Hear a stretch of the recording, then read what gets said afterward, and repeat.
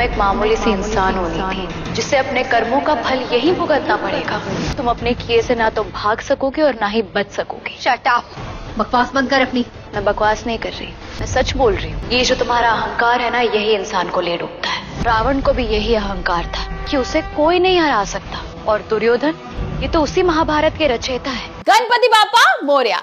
परिणीति के आने वाले एपिसोड में भाई गणपति बापा का आगमन हो गया है। यहाँ पर पूजा वगैरह हो रही है। 5 दिन के गणपति बापा रखे गए थे परिणीति के एपिसोड में, और आज सब लोग आरती कर रहे हैं। उनका विसर्जन होने वाला है। अब भाई विसर्जन में यहाँ पर पंडित जी बोलते हैं कि जो बड़े बुजुर्ग हैं वो लोग आरती शुरू करें, जो सुहागन है इस घर में। और यहाँ पर नीति जैसी आगे बढ़ती है, परी उसको रोक देती है।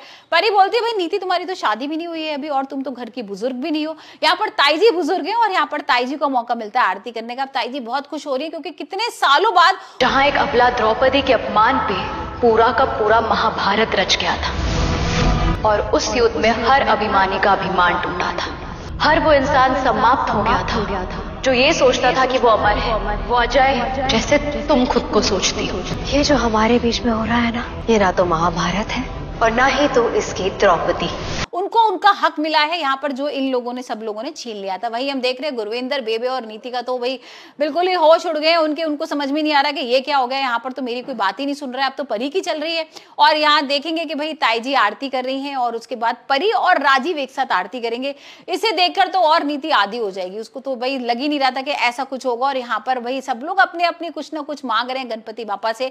और यहाँ परी बस यही मांग रही है कि राजीव जैसे मेरे सामने आता है मैं इमोशनल हो जाती हूँ। बापा मुझे इतनी ताकत दो कि मैं जो बदला लेने आई हूँ वो बदला ले पाऊं। ये कहानी सत्यवान और सावित्री की है परी, जहाँ मेरे सत्यवान संजू को तो मुझसे छीन कर ले गई, और अब हर सीमा पार कर रही हूँ उसे वापस पाने के लिए। मैं उसे वापस पाने के लिए जान दे भी सकती हूँ और किसी की जान ले भी सकती हूँ।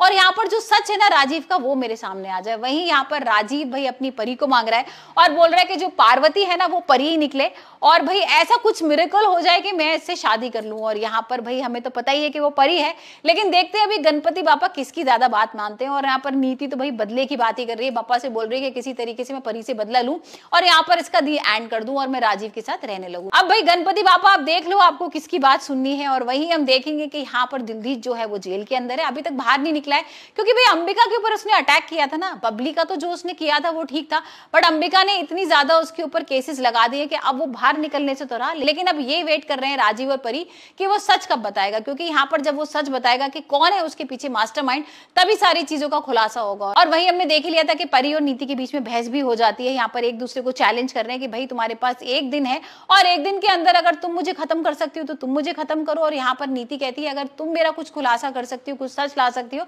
तो तुम लेकर आओ। यहाँ पर भाई एक दूसरे को इन लोगों ने चैलेंज कर लिया है, और एक चैलेंज में परी तो भाई जीत गई है।